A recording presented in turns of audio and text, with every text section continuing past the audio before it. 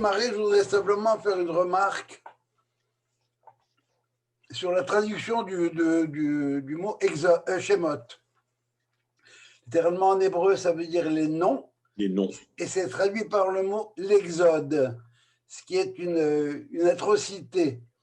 Parce que l'exode, c'est quand on quitte chez soi pour aller ailleurs. Or là, la terre d'Égypte, c'est pas chez nous. Notre terre à nous, elle n'est pas en Égypte. Alors ça devrait être plutôt le retour à la maison. Ça va? C'est pas, comment dirais-je, c'est pas l'immigration, c'est l'émigration. Chez nous. Voilà.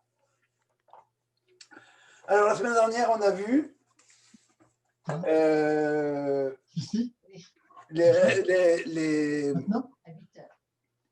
on a vu les résistances l'histoire de Moïse, ses doutes, pas ses doutes, sa quête d'identité, et puis le fait que bon, il a fini par se ramasser chez Jéthro, il se cherche encore, et finalement Dieu lui dit « Coucou, me voilà ». Alors au chapitre 3 de Shemot, et au verset 9 et 10, si vous voulez. Alors voilà, Dieu lui dit, et maintenant, voilà, j'ai entendu la plainte des bénis d'Israël, et j'ai vu dans quel tourment ils étaient, dans quelle pression les Égyptiens exerçaient sur eux. Et Verataï, maintenant, alors une fois que j'ai pris en compte tout ça, Lecha, pars, va et je t'enverrai chez Pharaon. Et tu feras sortir mon peuple, les Bnei Israël, au cas où tu auras encore des doutes pour les Égyptiens, d'Égypte. Alors voilà, c'est la mission de Moïse. Et Moïse réagit. Moïse dit à Elohim, Mi Anochi, qui je suis moi, pour que j'aille vers Pharaon. Moi, je suis un rien du tout. Qu'est-ce que tu me demandes à moi d'aller faire un truc pareil? J'ai des scrupules. Et pourquoi je veux des scrupules? Parce que je pressens déjà deux types de résistance. Deux types de résistance, d'abord de la part de Pharaon, qui ne voudra pas laisser partir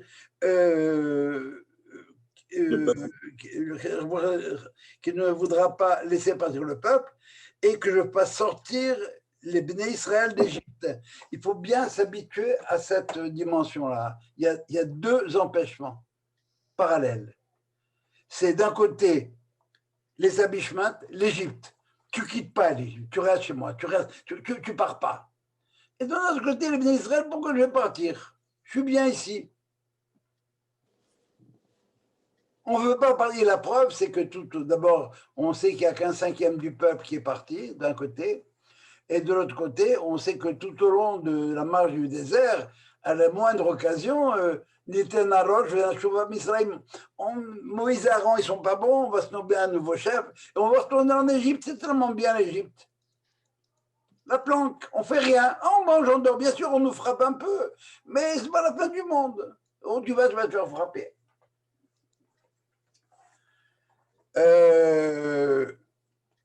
Dieu répond, verset 12, je serai avec toi. Et si tu as besoin, toi, d'une preuve que c'est moi qui t'envoie, alors rendez-vous au Mont Sinaï.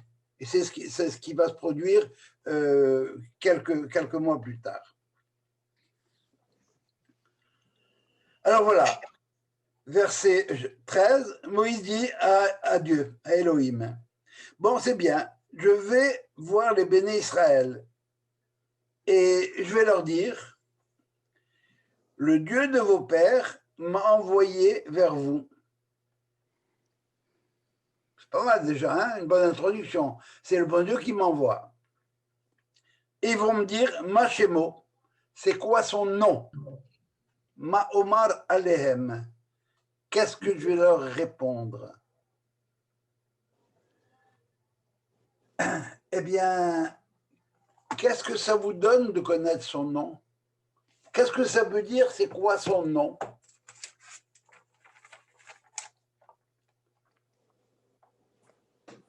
Dieu, dans son essence comme tel, ne peut pas être connu.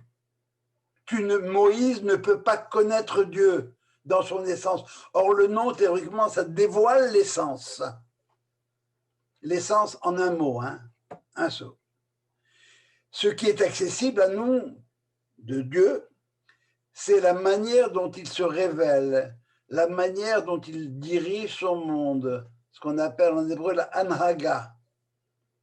Alors la question de Moïse, maintenant, il faut la comprendre différemment. C'est pas donnez-moi votre nom, c'est selon quelle modalité il s'est révélé à toi et selon quelle modalité il va nous faire sortir. Est-ce qu'il va nous faire sortir sur une modalité difficile? Est-ce qu'il y aurait une eschatologie? C'est un mot très fort pour ça, mais c'est une forme d'eschatologie déjà pour eux. Ça va être une eschatologie heureuse ou bien il faudra passer par la bombe atomique? Et ça, on ne sait pas. Quand je vous dis Jogabé, de qui je parle? Est-ce que je parle du mari de Dolly? Est-ce que je parle du père d'Emmanuel? Est-ce que je parle du prof de maths? Est-ce que je parle du joueur de bridge? Est-ce que je parle du propriétaire du duplex? Est-ce que je parle du président de telle institution ou autre? Ça, quand on en parlera, eh bien bon, on saura à qui on fait allusion. Mais c'est qui Jogabé lui-même, au fond de lui-même, est-ce qualité? Entre vous et moi, même moi, je ne sais pas très bien. Je n'ai pas encore fait de psychanalyse, mais c'est vers ça que ça tend la psychanalyse, quelque part. C'est se connaître. Alors, qui est lui comme personne? Est-ce qualité? Si tu as un problème de maths, tu vas t'adresser au prof de maths. Si tu as un problème de, j'en sais rien moi, à quelle heure la synagogue fonctionne, bon, tu peux t'adresser aussi au responsable de l'horaire de la synagogue, etc. C'est pour cette raison que tu l'as appelé Elohim. Non, on va voir, Elohim, c'est autre chose. Elohim, d'abord, c'est un pluriel, et on va le voir tout à l'heure, c'est Dieu comme garant des lois de la nature. C'est comme Dieu créateur du monde, Bereshit bara Elohim. Au début, c'est Elohim qui a créé. Il a créé quoi? La nature. Et ça, c'est le Dieu. C'est pour ça que c'est un pluriel. J'expliquerai un peu plus tard cette notion de pluriel pour Elohim. D'accord? Alors, réponse de Dieu. Voilà, et c'est tellement simple. Vayomer Elohim al Moshe, Ehye Asher Ehye. Point virgule. Alors, il y a autant de traductions de Ehye Asher Ehye qu'il y a de commentateurs.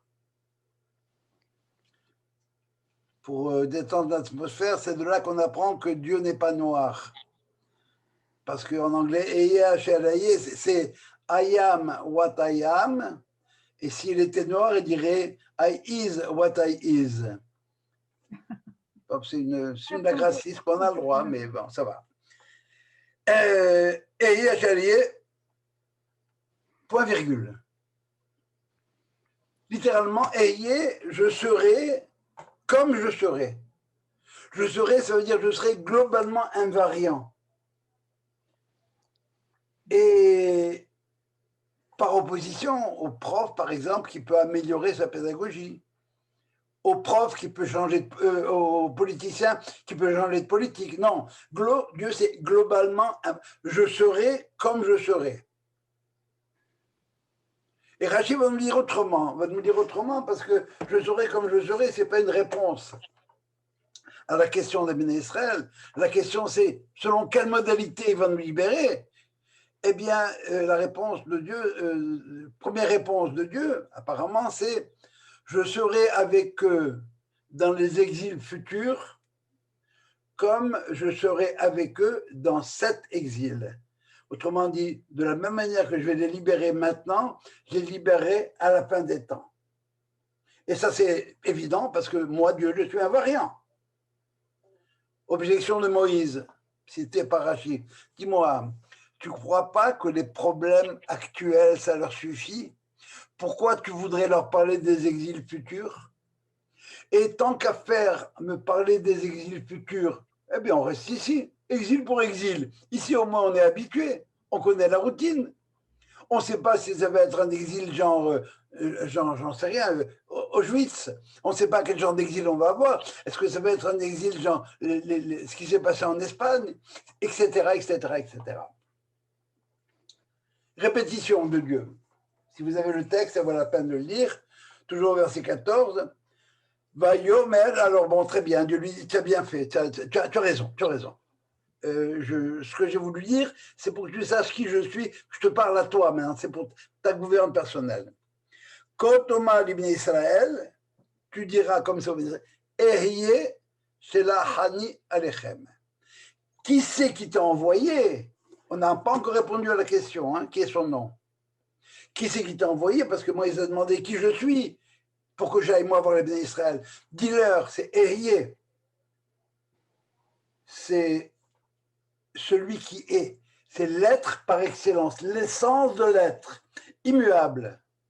Parce que l'être lui-même, on ne peut pas comprendre. On peut pas comprendre. Alors, c'est lui qui m'a envoyé. C'est l'être avec un E majuscule, T majuscule, R majuscule, E majuscule, qui m'a envoyé. Celui qui a toutes les vertus, toutes les valeurs, les imaginables et inimaginables.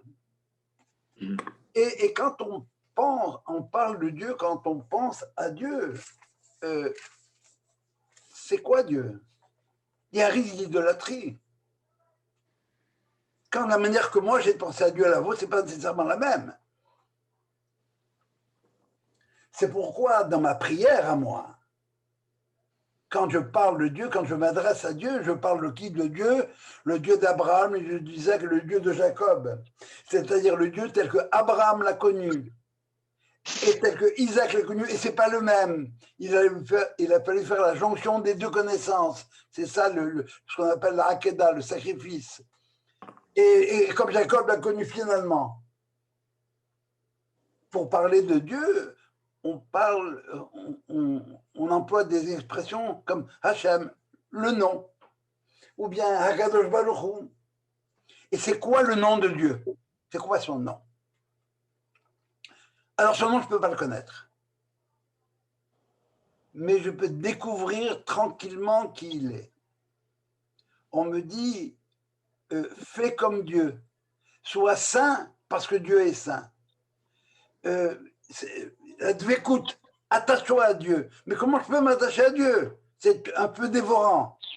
Attache-toi à Dieu selon ses qualités, selon la manière dont il se révèle. Et là, je vais prendre un risque énorme. Je vais prendre, je ne sais pas combien de minutes. Je vais vous faire quasiment un cours de Kabbalah 101. Il ne faut pas avoir peur des mots. Hein. C'est très simple. C'est très simple. Imaginez que on est dans un espace fermé et qu'on voit une pluie d'abondance qui tombe du ciel. Et on ne sait pas ce qu'il y a dedans.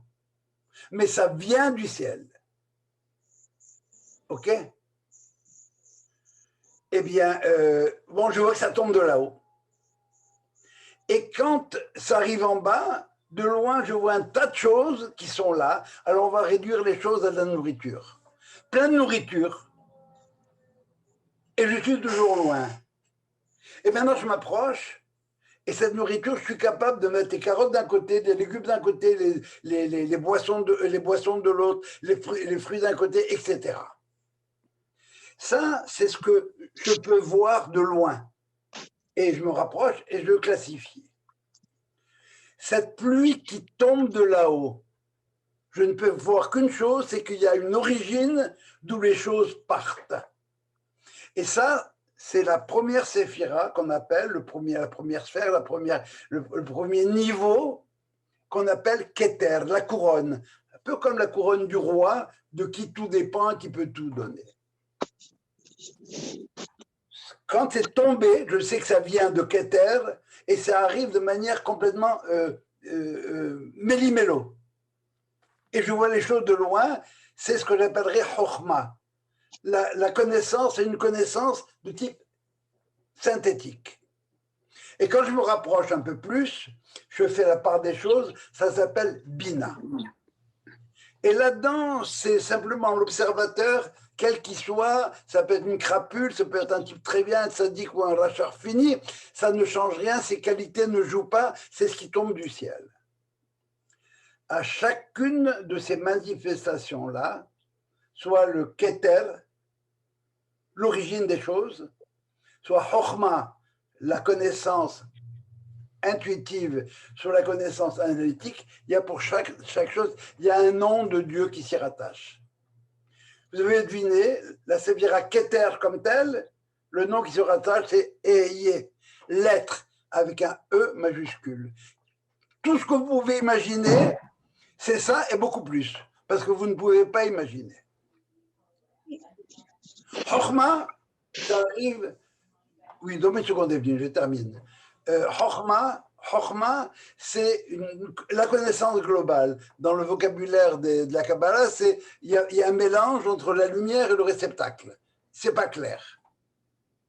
Et Bina, c'est quoi? Eh bien, c'est le discernement, être capable de mettre les choses à leur place. Pour Chokhmah, le nom qui est associé, c'est Yah, Yud et He, comme dans Alléluia. Et pour Bina, le nom qui est associé, c'est Elohim. Excusez-moi, j'espère que je ne dis pas de bêtises. Enfin, excusez-moi. Pour Bina, c'est pas Elohim. Pour Bina, c'est le tétragramme, mais avec les voyelles du mot Elohim. Si on cache l'idée générale, on n'a pas besoin de rentrer dans les détails. Et ça, c'est ce qu'on appelle au niveau des trois premières séphirotes, ça s'appelle les mochin, ce qui est intellect. Ça veut dire que qu'est-ce qui fait que je pense? Vous êtes capable de me dire, vous, ce qui fait que je pense? Parce que Dieu m'a fabriqué comme ça, je suis capable de penser. Mais maintenant, une fois que j'ai pensé, ces mochin-là, comme tels, ils se déclinent dans le monde d'en bas. Et ils se déclinent selon 7 modalités.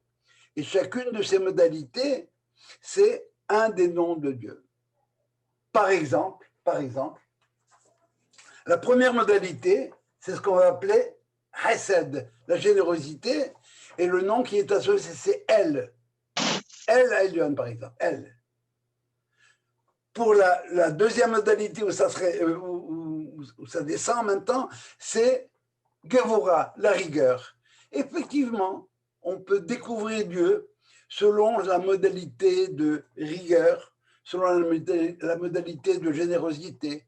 La rigueur, c'est Abraham qui l'a découvert, le chesed, c'est Abraham qui l'a découvert, qui l'a incarné dans le monde. La rigueur, c'est Isaac qui l'a incarné dans le monde. Mais ni l'un ni l'autre ne s'appelle Yaakov, il faut la synthèse des deux, et c'est Yaakov.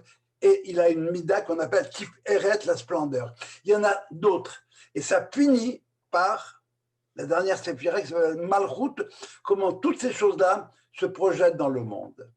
Alors, chacune de ces séphirotes-là, il y a la modalité de révélation de Dieu dans le monde passe par chacune de ces séphirotes. Des fois, il se révèle dans la modalité de justice, de rigueur, des fois dans l'attribut de bonté, des fois dans l'attribut de miséricorde, etc.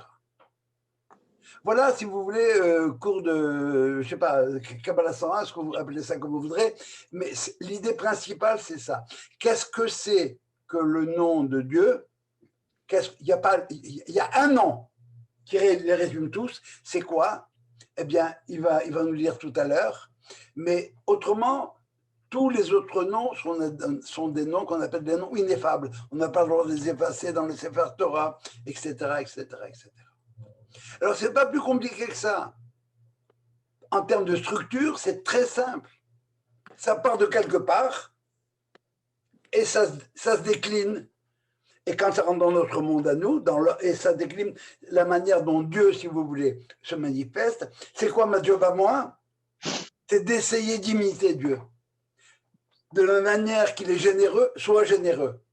De la même manière qu'il est rigoureux, soit rigoureux. De la même manière qu'il est miséricordieux, soit miséricordieux. Naturellement, ça prend une vie pour essayer de comprendre ce genre de choses. Bon, mais voilà. Alors, l'idée générale, les noms de Dieu, c'est ça. Il y a un livre pour les gens qui lisent l'hébreu qui s'appelle Sha'are Ora, qui a été écrit par Rabbi Yosef Gikatlia au XIIe siècle, si je ne m'abuse, qui analyse chacun des noms de Dieu par rapport aux 10 séphirotes. Et ce faisant, c'est un livre qui n'est pas très gros, il est même assez fin, mais il ouvre des perspectives sur chacun des versets de la Torah qu'il associe à telle ou telle modalité de révélation. Voilà, j'ai vu Alvin, tu avais une question, j'ai répondu déjà ou pas encore? Je trouvais juste très étrange que l'être, pour identifier l'être qui semble, quand on dit l'être, on parle d'une existence présente. Et la réponse que Dieu donne, c'est dans le futur, je saurai ce que je saurai. Non, non, ça veut dire, quand je dis, ça veut dire, autrement dit, je suis maintenant comme je serai demain, ce qui n'est pas mon cas. Aujourd'hui, je suis de bonne humeur, demain, je peux être de mauvais poil. Dieu est invariant dans ce qu'il est, dans ses qualités, dans ses midotes, il ne bouge pas. Il est invariant. C'est ça, et alors, puisqu'on est dans le contexte de l'exil, maintenant, eh bien, ce qui t'intéresse à toi, Moïse, quand tu vas aller voir les Bnei Israël, dis-leur, eh bien, c'est l'être comme tel, l'être par excellence. Et encore une fois, le mot être, on est limité par le français. L'être, tu as raison, quand tu dis l'être, tu as envie de toucher, tu peux toucher, mais c'est l'essence de l'être que j'ai envie de dire. Ça va, c'est l'être avec des majuscules partout et des italiques et tout ce que vous voudrez. Ça va? Merci. Jo, Oui. est-ce qu'on fait pas, parce que je suis un peu en retard, est-ce qu'on fait Tu pas un peu as un mot d'autres... d'excuse d'abord, je veux le voir. Tu me l'enverras, ok. Non, j'étais au téléphone jusqu'à maintenant. Ben, comment? Est-ce qu'avec tout, est-ce qu'on fait pas un peu d'anthropomorphisme? Anthropomorphisme, pardon. De quoi à quel moment? Où sont les anthropomorphismes? Est-ce qu'on n'attribue pas des représentations humaines à l'image qu'on se fait de Dieu à partir des noms qu'on lui donne? Eh bien, je ne sais pas, si tu me dis que Elohim, tu peux faire une représentation humaine, non. Moi, j'en peux pas en faire. Mais à partir du moment où tu prends, comme humains, nous sommes tous des êtres humains qui réfléchissons sur la nature du divin et nous sommes obligés d'utiliser notre cerveau, nos sens, notre représentation de ce que ça peut représenter. Ah, très bien, très bien, très bien. Alors, quand je dis que Dieu se révèle selon la dimida de Hesed, de générosité, j'ai, moi, une idée de ce que c'est que la générosité. Dans mon quotidien, ça va? Je sais ce que ça veut dire être généreux. Et la générosité à laquelle moi je pense maintenant, c'est un cas particulier d'une générosité qui est beaucoup plus générale. La première manifestation de générosité de Dieu, c'est qu'il a commencé à se réduire, il a fait passer de l'infini au fini, ça va, il est passé de l'infini au fini, pour que toi et moi on puisse exister, pour que le fini puisse exister et éventuellement rejoindre l'infini. Tu m'as perdu, Jo. Non, moi je crois que j'ai bien compris. Je répète. La question de Sylvain, c'est quand on parle de Hesed, générosité, que Dieu se manifeste selon l'attribut de Hesed, est-ce que je ne limite pas cette notion de Hesed? Voilà. Moi, je peux dire de Hesed. Alors, sachez une chose, on va le prendre sur un exemple beaucoup plus simple. On va parler de l'œil de Dieu. Vayar Elohim. Ça va? Dieu a vu. Comment tu peux me parler de l'œil de Dieu? Tu n'as pas honte? Est-ce que Dieu est fabriqué comme toi et moi pour parler d'un œil? Alors, on va faire appel à une notion mathématique très simple qui s'appelle les espaces vectoriels. Et je crois qu'on en a déjà parlé, non, ici? Oui ou non? Non. Non, alors je recommence. Très bien. Si je prends un segment de droite, ça va? Et que ce segment de droite, je l'amène dans un espace à 2 dimensions. J'obtiens quoi? J'obtiens un carré. Si je passe à la troisième dimension, j'obtiens un cube. À la quatrième dimension, etc. En mathématiques, on arrive à fabriquer des espaces à n dimensions. Ça s'appelle des parallélotopes. Qu'est-ce que c'est maintenant que le point? C'est la projection de ce parallélotope à n dimensions dans l'espace 0. Dans l'espace 1, ce parallélotope projeté, c'est un segment. Dans l'espace 2, c'est un carré. Autrement dit, mon œil à moi, c'est quoi? C'est le cas particulier d'une représentation générale, d'une réalité, pardon, c'est la représentation dans mon cas particulier d'une réalité générale qui s'appelle œil. Qu'est-ce qui fait cet œil dans la réalité générale? Il voit. C'est quoi voir? C'est percevoir ce qui est extérieur. Alors pour Dieu, on peut dire que c'est à peu près la même chose. Ça répond à ta question? Oui. Oui. Ça va? C'est clair maintenant? Oui. Oui, oui. Bon.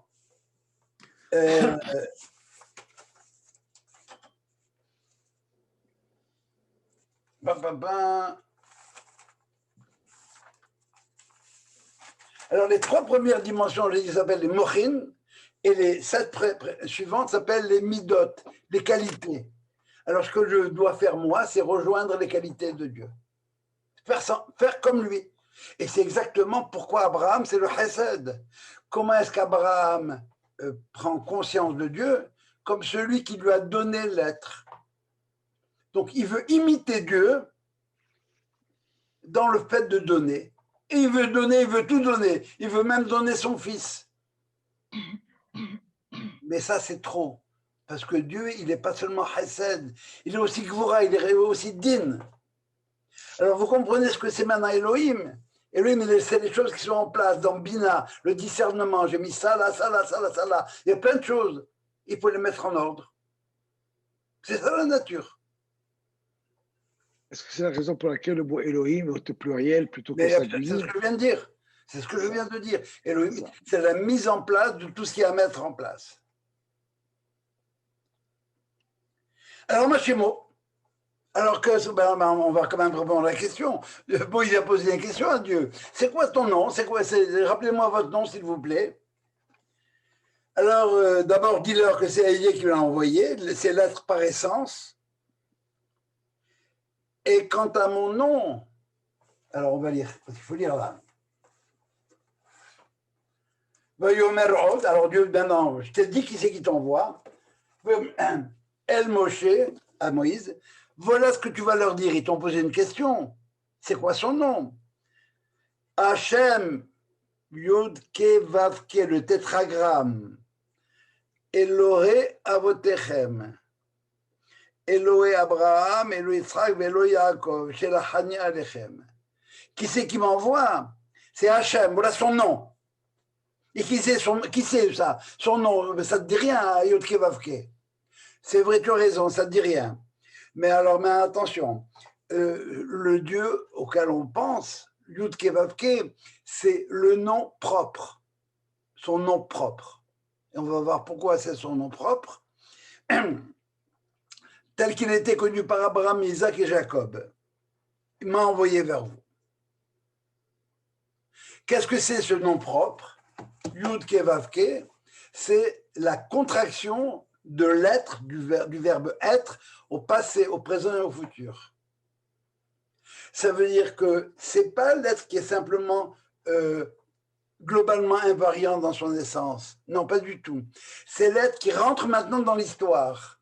Dans l'histoire qui a un passé, un présent et un futur. Ça veut dire quoi? De la même manière que Elohim ou que Ehyeh, c'est transcendant, je ne peux pas approcher. Hachem, Yud Ke Vav Ke, passé, présent, futur, présent dans l'histoire, il s'occupe des gens et des êtres et de l'histoire. Si Elohim, c'est la transcendance, Yud Ke Vav Ke, c'est l'immanence. Il est là, il est présent. Il s'occupe de moi. Ce n'est pas l'impersonnel. C'est l'être qui s'occupe des êtres. Mais c'est quoi Yud Ke Vav Ke? C'est ce que je viens d'expliquer. Yud Ke Vav Ke, c'est le nom propre de Dieu. Son nom, ça veut dire de la même manière que tu t'appelles Moïseri. Moïseri, ça définit, c'est ton nom, c'est vrai. Alors derrière Moïseri, il faut savoir ce qu'il y a derrière Moïseri. Comment tu es, comment tu me parles, qu'est-ce que tu fais dans la vie, comment tu tes enfants, etc. Tes actions. Mais ce que je sais, c'est que Moïseri, il est présent, passé, présent, futur. C'est l'être immanent. C'est pas Tu ne l'être. réponds pas à ma question. Non, non. Ma question, c'est les initiales. Yud Ke Vav Ke, ça veut dire quoi? C'est comme ça que ça s'écrit. Maintenant, en termes de Kabbalah, il y a plein de significations. Le Yod, si tu veux, je vais te répondre. La Kutsoshal Yud, la pointe du Yud, c'est le Keter. Yud, c'est Chochma. Et He, c'est Bina. Ça va? Pour reprendre les exemples de tout à l'heure. Alors, il est composé de ça. Et le Vav, c'est Tif Eret, les 6 Séphirot centrales, les Midot. Et le dernier He, c'est Malchut. C'est la réalité dans notre monde à nous. C'est comme ça que les Mekoubalim expliquent ce genre de choses. Ça répond plus à ta question? Oui, c'est une manière de le comprendre. Je ne sais pas si on comprend, mais en tout cas... Non, c'est une manière de le lire, c'est tout. C'est une manière de le lire. Alors maintenant on va avancer un petit peu dans le texte, vous allez voir pourquoi. Alors, c'est Yud Ke Vav Ke, je ne prononce pas. Et le verbe terem, je vous envoie vers vous. Ze Shemi Leolam. C'est ça mon nom à jamais, pour l'éternité. Veze Zichli, et ça c'est mon invocation. Les dor d'or.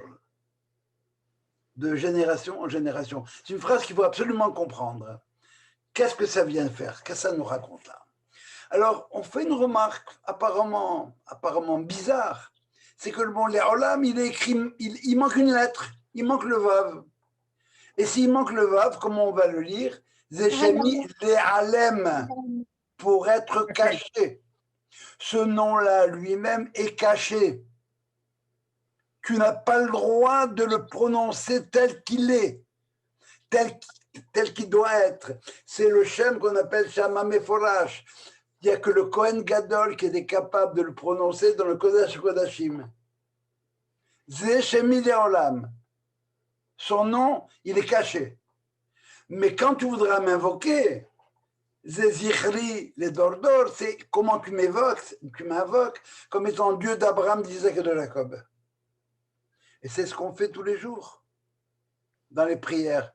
Le Lorata Hachem, qui c'est Hachem? Je ne sais pas ce que c'est. Je peux me gourer.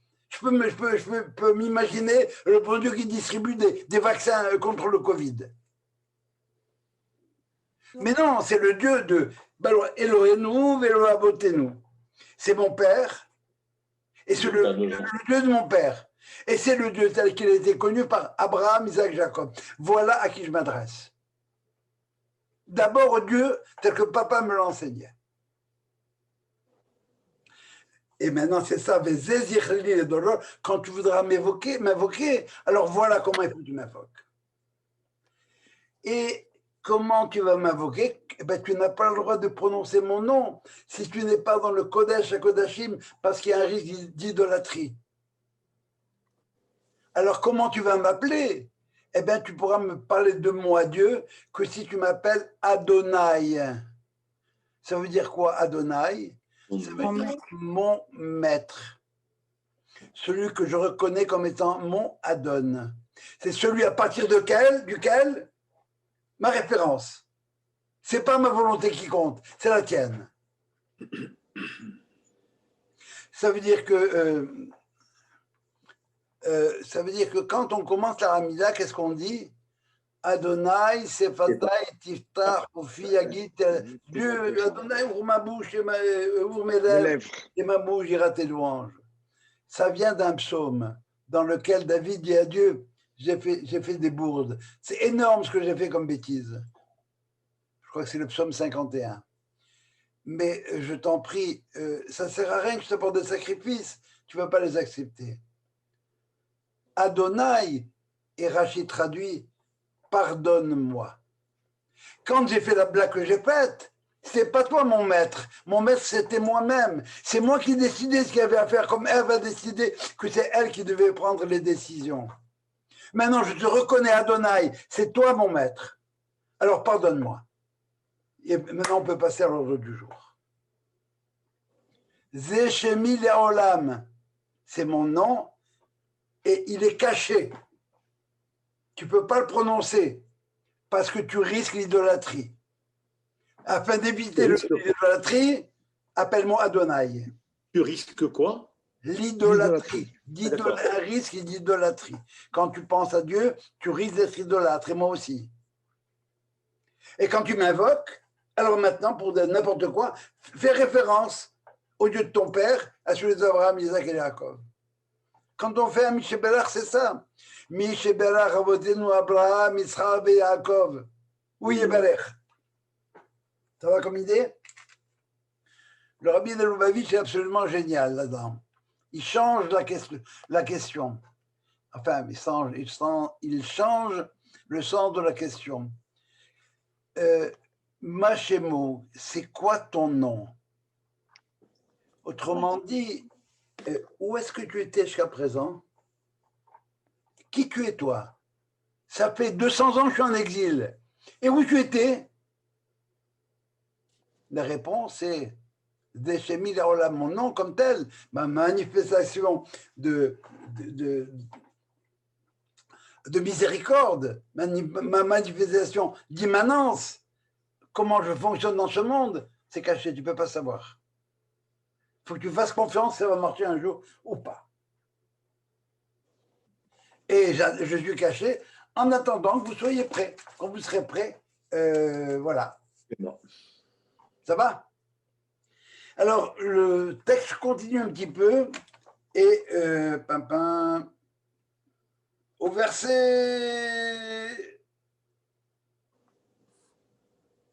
Alors voilà, tu vas aller voir les enfants d'Israël et tu vas leur dire, voilà qui je suis, et ils écouteront ta voix, et tu iras, toi, les anciens d'Israël, voir le roi d'Égypte, et tu leur diras, le Dieu Adonai, maintenant on ne peut pas dire son nom, mais on l'appelle celui qui est notre maître, Adonai, Elohé Haïvrim, le Dieu des Hébreux, Nikra allait nous appeler. Et maintenant, on va prier dans le désert pendant 2 ou 3 jours. Et on va apporter des écrits à Dieu. Ce qu'il y a d'extraordinaire, c'est qu'il fallait que Moïse et Aaron aillent avec une délégation, tous les écrits d'Israël. Eh bien, pas de bol, au verset 31, le peuple va accepter. Il va avoir peur. 31.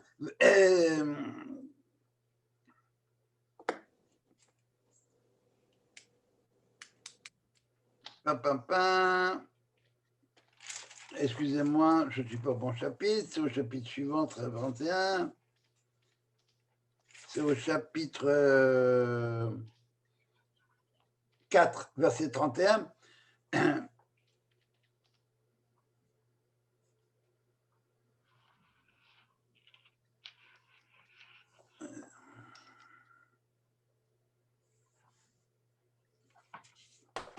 Excusez-moi, le verset 29. Moïse et Aaron sont allés, ils ont réuni le peuple, etc.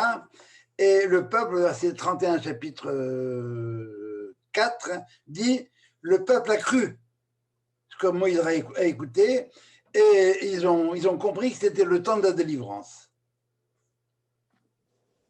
Et après ça, début du chapitre 5, et après quoi? Baou Moshe et Aaron ve'amaru el Paro. Moïse et Aaron sont allés voir Pharaon. Et les autres? Ils ont eu peur.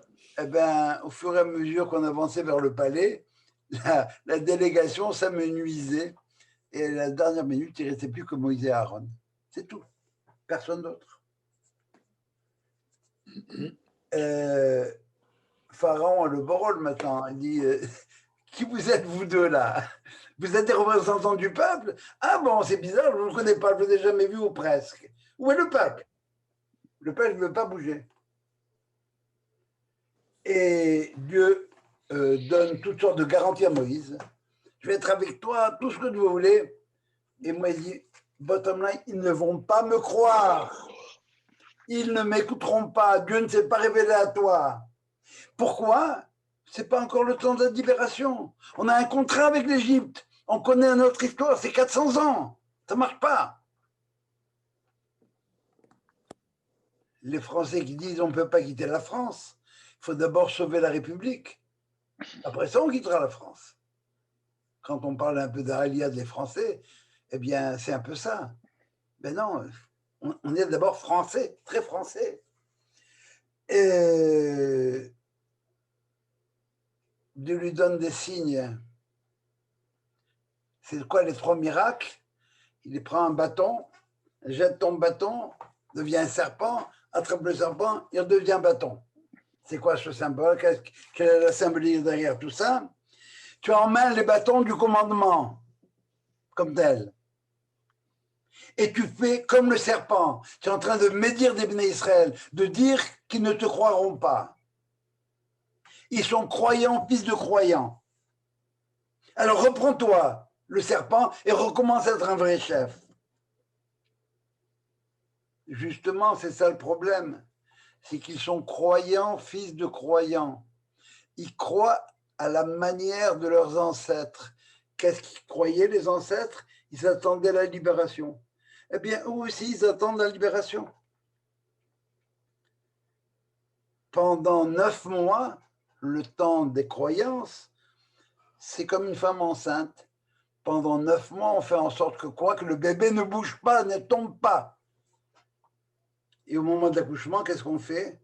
Exactement l'inverse. Il faut que le bébé sorte le plus vite possible. Et ça ne marche pas. Pourquoi ça ne marche pas toujours? Parce que la mère ne veut pas laisser sortir, c'est l'Égypte. Vous avez un contrat avec moi, vous restez là-dedans. Un risque d'empoisonnement. Ou bien c'est le bébé qui ne veut pas sortir. Non, on est bien en Égypte. Rappelez-vous, il n'y a qu'un 5e du peuple qui est sorti. Et dans ce 5e-là, il y a une grande partie qui sont sortis parce qu'on les a sortis. Vaïgarechem, Pharaon va vous renvoyer chez lui.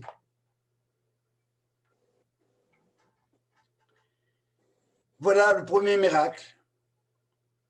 Le bâton, c'est aussi le parallèle avec l'arbre de la connaissance. Et puis le serpent, comme tel, eh bien, c'est l'Égypte. Eh bien, cet Égypte-là, ce bâton-là, tu peux le vaincre. Tu peux reprendre le bâton comme tel et tu peux domestiquer les instincts égyptiens. Voilà le premier signe.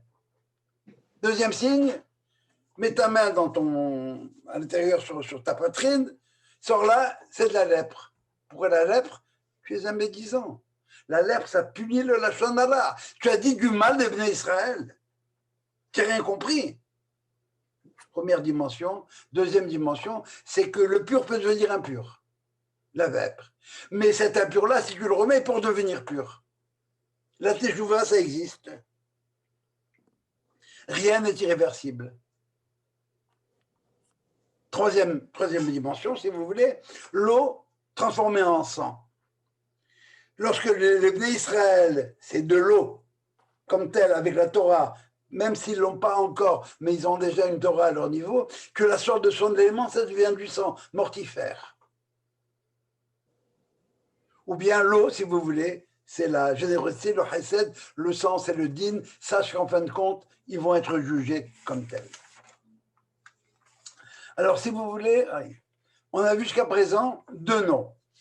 Quels sont les noms qu'on a vus? On a vu le nom Ehyeh, d'accord?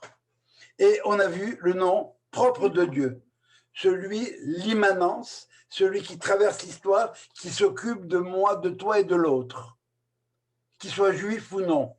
Voilà 2 noms de Dieu qui viennent d'apparaître dans les Shemot. C'est Ehyeh, et ça on peut pas, on ne sait pas ce que c'est Ehyeh. C'est l'être avec un E majuscule, c'est l'essence de l'être, voilà, j'ai envie de dire, c'est ça. De l'être, mais avec tout ce que ça représente. Et Yud-Ke Vav-Ke, ça c'est l'immanence, si vous voulez, Dieu qui s'occupe de moi. Alors, à la fin de l'histoire, qu'est-ce qui se passe? Moïse est allé voir Pharaon. Et puis, comme on dit chez nous en québécois, au lieu d'emmieuter, ça rempironne. Ça va de mal en pis. Ah bon? Ah! Vous vous plaignez, vous voulez aller vous balader dans le désert. Mais vous avez du temps libre alors. Ah ben, on va vous donner du travail, les boys. Voilà. Enfin, le système dictatorial par excellence. Hein? Si tu n'es pas assez bien à Moscou, on va t'envoyer en Sibérie, on va t'envoyer en Sibérie là-bas. Tu verras ce que c'est que souffrir. Jusqu'à présent, vous êtes des esclaves gâtés. Et lorsque Moïse et Aaron sont rencontrés par le peuple, eh bien, ils se plaignent que Dieu vous juge entre eux et vous nous avez asséché la vie. Vous leur avez donné des instruments pour nous battre. Fin de la dernière paracha Shemot. Vayoshov Moshe el Hashem. Moïse revient vers ce Dieu soi-disant de miséricorde. Vayomer, et il lui dit Adonai, et ça c'est écrit Adonai, pas tétragramme, mon maître, mon Adon. Pourquoi tu as fait du mal à ce peuple? Et pourquoi tu m'as envoyé? Et depuis que je suis arrivé chez Pharaon pour parler en ton nom, ça a été pire pour ce peuple-là. Et tu ne les as pas sortis d'Égypte encore. Vayomer Hashem el Moshe, et Dieu répond à Moïse, relax, tu vas voir ce qui va se produire. Tu vas voir ce que je vais faire à Pharaon, parce que par une main forte, il va les renvoyer, il va les libérer, et par une main forte, il va les renvoyer de chez lui. Vous avez entendu les deux problèmes? Pharaon, il ne veut pas. Bzeuz, il va les renvoyer, il va les libérer, et Bzeuz, Beyat Hazaka, il va les renvoyer de chez lui. Et on va lire à la fin de la paracha, boum, Koumou, Tseou, Bidorami, sortez vite, cassez-vous, je ne veux plus vous voir. Et on arrive maintenant à la paracha de samedi. Vaidaber Elohim el Moshe. Vous avez deux mots forts ici. Vaidaber, Dibour, c'est une parole forte, par opposition à Vayomer, Amor, comme disent les Italiens. Amore, c'est l'amour, parole douce. Vaidaber, Dibour. Elohim, Midatadin, fort. Il a parlé à Moïse. Alors, quand on lit et on traduit, il y a écrit Vayomer el Hashem. Il a répondu je suis Adonai. Mais c'est faux. Pourquoi il répète Vaidaber Elohim Moshe Ani Adonai dans ce cas-là? Pas du tout. Vayomer Elohim el Moshe, il lui a parlé de manière dure. Qu'est-ce qu'il lui a dit? Je ne sais pas. Le texte ne nous le dit pas. Mais ce qu'il lui a dit maintenant, je suis Ani Adonai. Je suis Adonai, et Rachid va nous expliquer c'est quoi Adonai. Quelqu'un qui tient sa parole. Quelqu'un qui récompense la vertu et punit le vice. C'est ça que je suis. Dans mon immanence, si tu veux, je tiens compte de tous ces facteurs-là. Alors maintenant, moi, je comprends que tu ne comprennes pas. Vaera, je me suis révélé à Abraham, à Isaac et à Jacob sous le nom de El Shaddai. Voilà un quatrième nom qui apparaît. On a eu Elohim et Datadin, et maintenant on a El Shaddai. Et par mon nom Adonai, Yudke Vavke, celui qui récompense, etc., je ne me suis pas fait connaître d'eux. Ça veut dire quoi ça? C'est quoi ce nom-là de El Shaddai? Le mot Shaddai, dedans le mot Shed, qui veut dire un démon. Le démon, c'est celui qui peut démolir. Alors, Dieu aussi est capable de démolir, de dévaster, et on l'appelle le Tout-Puissant. El Shaddai, on traduit en général par Tout-Puissant. Même contre lui-même. Parce que quand je suis, moi, Dieu, en train de faire de la justice, eh bien, d'appliquer la justice, eh bien, quelque part, je suis pas chesed, je suis pas généreux. Et quand je suis trop généreux, je ne suis pas juste. Première dimension de Shaddai. Deuxième dimension, Shadaili. J'en ai assez. J'ai plein de choses. J'ai tout ce qu'il me faut. Je possède suffisamment pour pouvoir te promettre. Je me suis fié à moi-même, mais j'ai quand même voulu créer le monde. Et finalement, chez Amar le Alomodai, celui qui a dit à son monde à lui, qui est le monde de l'infini, jusque-là et pas plus loin, tu t'arrêtes, tu dépasses pas, tu n'envahis pas le monde, parce que si tu envahis le monde, il y a de la place pour personne. El Shaddai, c'est le Tout-Puissant qui, grâce à sa toute-puissance, peut créer un monde où l'homme va être libre. Parce que, je ne rentrerai pas là-dedans, parce que moi, Dieu Tout-Puissant, je décide de ne pas savoir ce que tu vas faire, pour justement te laisser ta liberté. C'est ça ma puissance. J'accepte de ne pas savoir. Parce que si je sais, je peux savoir. Mais si je sais, tu n'es plus libre. C'est ça le Tzimtzum, c'est une des dimensions du Tzimtzum, du fait que Dieu se contracte pour laisser la place à l'homme. Alors c'est quoi El Shaddai? Je me suis révélé au Habot comme El Shaddai, comme un Dieu qui promet. Je peux promettre, j'ai ce qu'il faut pour promettre. La signature est bonne. C'est pas mon chèque de 1 million en mois. Si vous le présentez à la banque, on va vous rire au nez. Non, c'est le chèque de quelqu'un qui a quelques milliards en banque. Si vous donnez 1 million, on ne regardera même pas. Si la signature, ce compte-là, on y va et on fonce. Dans le temps des Habot, c'était des promesses. Et lorsque je reçois une promesse, eh ben, j'ai aucun doute. Bon, ben, tu m'as promis, c'est bon. Ils n'ont pas douté. Maintenant, toi, au début de la réalisation, tu doutes.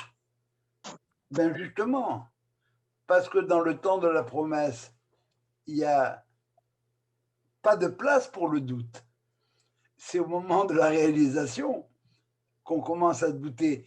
Est-ce que c'est vraiment la réalisation? D'autant plus qu'on ne comprend pas. Au lieu d'emmieuter, ça rempironne. Ça va de mal en pis. Dans notre temps, aujourd'hui, est-ce que ce que nous vivons, c'est vraiment le début de la fin? Est-ce que c'est Reshit Tzmihat Geulatenu? Est-ce que c'est le début de la floraison finale? Le Rav Kook nous dit ça comme ça, il nous dit, dans la prière, il nous dit, faites attention quand vous dites la phrase suivante, fais que nos yeux voient quand tu vas arriver à Sion Berachamim. Parce que est-ce que ce qui se passe en Israël, est-ce que vraiment, si on s'arrête vraiment, est-ce que autour de nous, les gens pensent que c'est le début de la fin, ou bien que c'est une très belle aventure politique commencée par Herzl et les autres, et puis bon, puis la puissance de Tzahal, le génie des Juifs, et tout ce que vous voudrez. Ben, comme je vous l'ai déjà raconté, est-ce que c'est le bon Dieu qui vous a aidé? Pas du tout, c'est nous qui l'avons aidé. Et moi, est-ce que c'est à cause de moi? Parce que peut-être que je ne suis pas la bonne personne. Tu verras, c'est moi qui t'ai envoyé, ne t'inquiète pas. Alors c'est ça le problème de El Shaddai, de Ehyeh. El Shaddai, c'est Dieu qui se révèle et qui promet. Adonai, Yudke Vavke, c'est Dieu qui réalise ses promesses. Ils n'avaient pas de raison de douter, une promesse, c'est bien. Je vous ai raconté la blague du père qui avait promis à son fils pour son mariage une maison. Alors le gars s'est marié. Et le père l'amène et qu'est-ce qu'il lui montre? Et il lui montre des fondations avec du béton par-ci par-là. Il dit, c'est ça la maison? Mais attends mon fils, une maison ça se construit tranquillement. On est en train de la monter. Ça ne se fait pas one shot. Alors maintenant Dieu intervient et puis il dit, bon, alors voilà, tu as compris maintenant la différence entre El Shaddai et Adonai, Yudke Vavke. Il y en a un qui promet et l'autre qui réalise.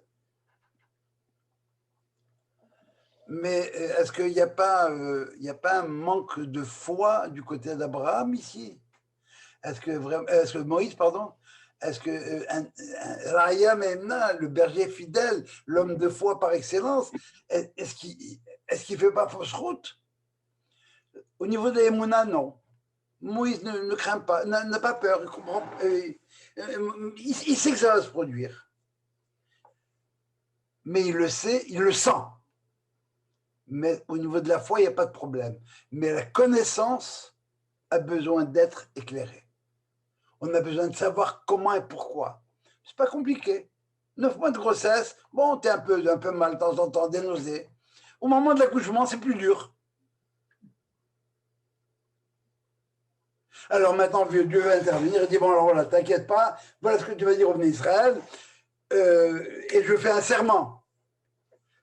La reine est mort, l'Ibné Israël, Ani Adonai, je suis Adonai, je suis celui qui va réaliser la promesse. Je vous ferai sortir, de tous les fardeaux de l'Égypte, que l'Égypte aime et qui vous a refilé. Je vais vous tirer de là. Je vais vous libérer. Et je vous prendrai pour mon peuple. 4 niveaux, qui faudra la peine de les étudier, auxquels correspondent les 4 coupes du Seder de Pessah. 4 niveaux de libération. Mais,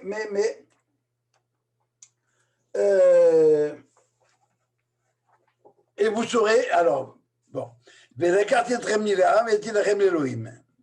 je serai votre Dieu, et vous comprendrez, vous saurez, c'est moi qui vous ai fait sortir. Tout ça, ces 4 vers-là, ces 4 mouvements, il y a un arrêt ici, et il y a un 5e vers qui arrive. Et je vous amènerai à la terre, dans la terre que j'ai promis à vos ancêtres. Et là, on a un problème. Parce que les 4 premières promesses se sont réalisées. Ils sont sortis d'Égypte, mais ils ne sont pas rentrés en Israël. Qu'est-ce qui se passe? Il y a un problème ici. Il y a un problème, c'est vrai. Alors on va relire.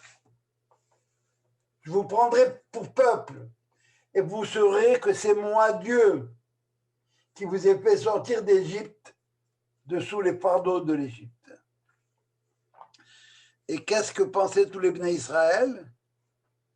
Parce que Moïse qui les avait fait sortir d'Égypte.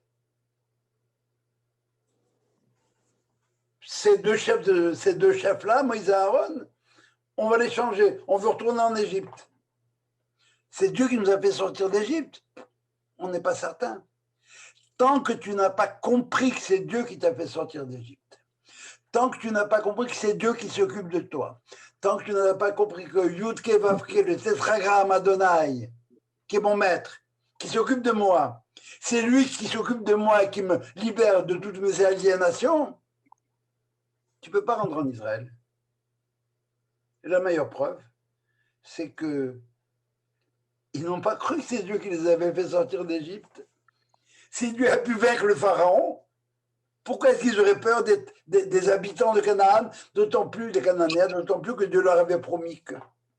Et c'est ça la 5e coupe du Seder, que jusqu'à présent on ne buvait pas, mais qu'après la guerre des 6 jours, le Rav Gohen a dit la conquête de Jérusalem comme telle, c'est la preuve que, à Traté d'Igoula, que le processus a démarré, qui n'arrêtera pas. Par conséquent, on est dans ce processus-là, on va boire cette coupe-là, parce qu'on sait nous maintenant que c'est Dieu qui nous a fait sortir d'Égypte et qui nous a fait gagner la guerre des 6 jours.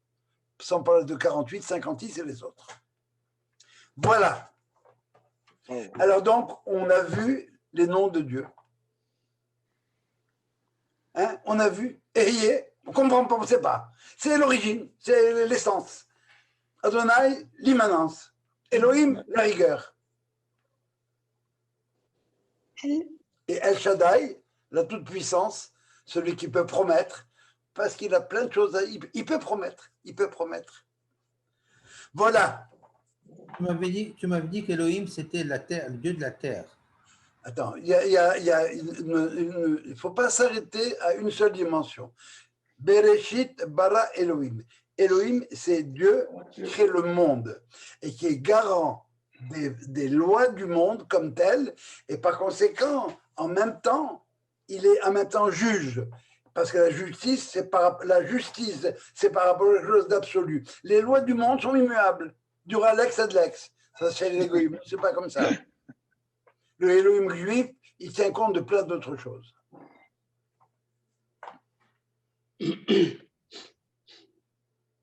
Oui, Jacob. Non? Pas de questions? Est-ce qu'on va voir ce cinquième verre ou pas? Pardon?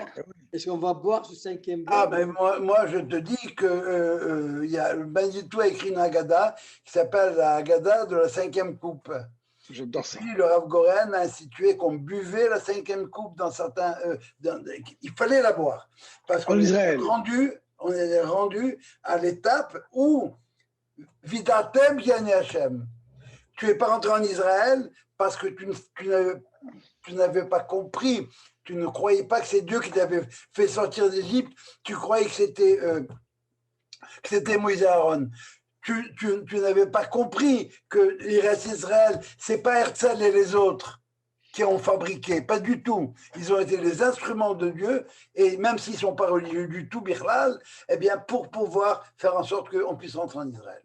Alors maintenant, après la guerre des 6 jours, et probablement que la guerre de Kippour n'a fait qu'ajouter un petit peu à la sauce, on sait qui c'est qui nous a donné Eretz Israël. Donc ce chidouche-là que je vous ai donné, c'est le Al Hayim Akadosh qui le dit. Hein? C'est lui qui dit, il n'a pas réalisé ça, bien sûr il n'a pas réalisé. Il y avait une condition pour sa réalisation de rentrer en Israël, c'est quoi? Eh bien, c'est que tu reconnaisses que c'est Dieu qui fait le job. Ah, tu penses que c'est l'agence juive? Ah, eh ben non, tu te trompes.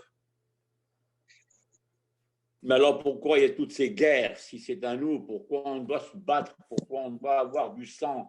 Pourquoi il y a tous ces martyrs là-bas? Parce qu'au moment de l'accouchement, les douleurs sont beaucoup plus grandes. Ça veut dire que si tu attends une délivrance à Menchot, rappelle-toi qu'au moment où ta mère t'a mis au monde, elle a hurlé, je ne sais pas combien d'heures ou combien de jours. Ça veut dire que... Je ne me rappelle pas, non. Tu ne te rappelles pas, non. Bon, mais, Je me rappelle demande à ta femme alors, elle t'expliquera. Ça va, c'est ça. C'est jamais simple. C'est jamais simple. Pourquoi? Parce qu'il y a un tri à faire. Alors, il y a un tri à faire. Quel genre d'eschatologie on va avoir? Une eschatologie heureuse ou malheureuse? Est-ce que ce sera Gog et Magog? Ou est-ce que le matière viendra sur un âne, ça veut dire qu'il aura maîtrisé la matière? Ou bien est-ce que ça va? Il faut continuer à lutter. Mais il faut je ne sais pas, je pense qu'on n'a pas...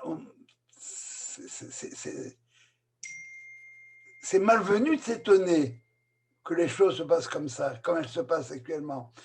Ça aurait pu être 100 fois pire. En fait, on s'en sort pas si mal que ça. On a des guerres, mais on les gagne. Tu as raison, mais ça, c'est nous, comme juifs, on peut le voir. Est-ce que les goïms le voient de la même façon? Alors, notre rôle à nous, justement, c'est ça. Pourquoi? C'est quoi? On étudiera les plaies d'Égypte la semaine prochaine, Blineder. Ça veut dire quoi? Ce qu'on fait. Pourquoi faire? On est passé en Égypte pour convertir l'Égypte. Vidatem ki ani Hashem. Vidatem, vous le saurez vous. Pourquoi? Pour le transmettre. Ata hor eta la da'at. Tu as vu pour faire comprendre quoi? Qui a donné au Elohim. C'est ça le rôle d'Israël. Or, le rôle d'Israël. Or, la goïm. Apporter la bonne parole. On ne fait pas de converti, mais on ne fait pas de converti individuel, mais on donne l'exemple.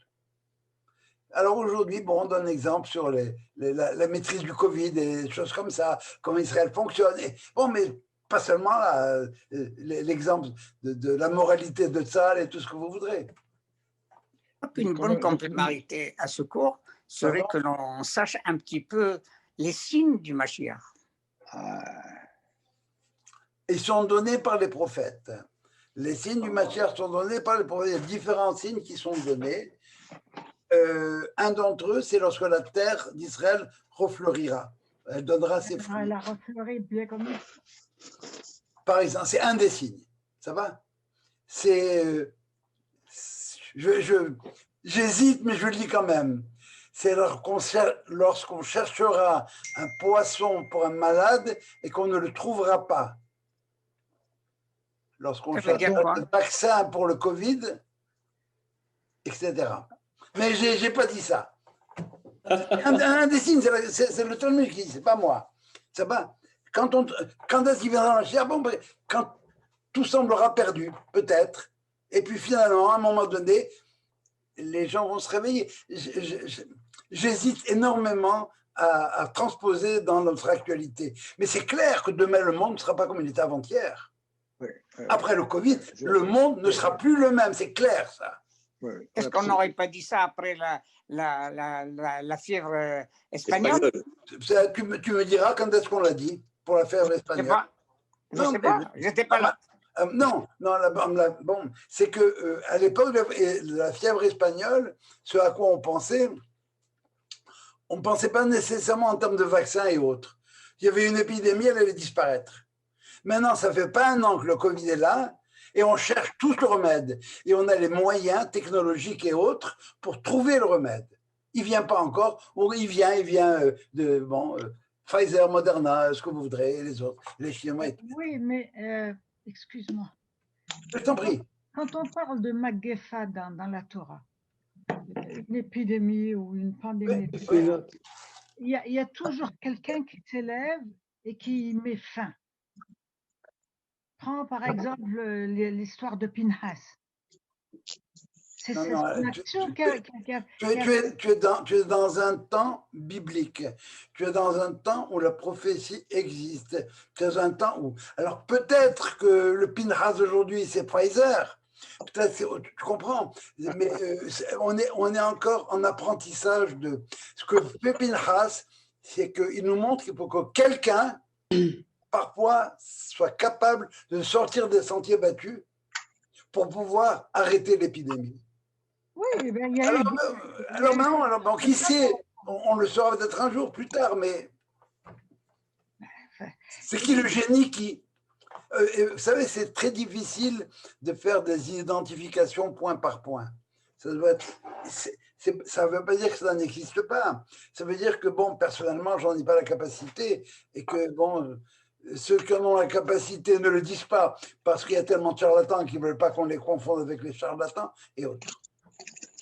Mais en tout cas, quelqu'un, Moïse, tu m'as demandé, c'est quoi les signes Mashiach? Je t'en ai donné 2. OK? Ça veut dire, mais tous les autres, alors il y a des gens qui s'occupent de ça.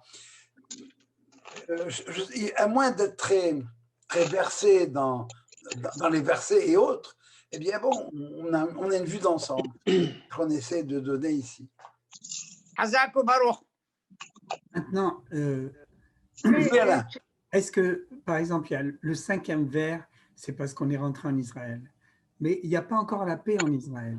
Et alors est-ce que lorsqu'il y aura la paix, est-ce que ça va être un 6e vers à ce moment-là? Non. Le 5e vers, ce sera une bouteille. Dans le 5e vers, c'est le fait de dire que je vous amènerai sur la terre. On ne parle pas d'autre chose. Quand vous serez sur la terre, vous devrez travailler sur la terre pour pouvoir être une nation modèle. Et si vous êtes une nation modèle, alors Israël... Donc les Mashiach, ce sont des temps messianiques plutôt qu'un individu alors. Ah ben on appelle ça Aigveta d'Imshecha dans les pas du Mashiach. Ça va? On appelle ça Yemot HaMashiach, les temps du Mashiach. Mais attention, Le Mashiach, ce n'est pas un bonhomme, c'est un roi. On l'appelle Melech Mashiach. Ça veut dire que c'est quelqu'un qui est un chef de nation. Un Melech Mashiach. Un juif ou pas de goy? Non, non, on parle d'Israël. Ok. Le Mashiach viendra au monde lorsque le monde sera assez, comment dire, assez modeste pour pouvoir écouter Israël. C'est peut-être pas demain la veille, j'en sais rien, mais c'est pas impossible que ce soit après-demain la veille. On voit tellement de bouleversements dans le monde aujourd'hui à une vitesse grand V. Les changements sont quasiment fonctionnent à une vitesse exponentielle. Est-ce qu'il y a un an, on aurait pensé qu'on serait dans l'état où on est aujourd'hui? Comment? Non. Alors donc, il faut s'étonner de rien. Quelqu'un aurait pensé que l'Empire soviétique aurait été détruit du jour au lendemain aussi? Oui. Que la muraille de Chine tomberait? Tout est possible. Tout est possible. Est-ce que quelqu'un aurait pensé que la Jordanie rentrerait en guerre en 67? Manitou disait, je ne sais pas ce qu'il lui a pris à Hussein de Jordanie. Au petit roi.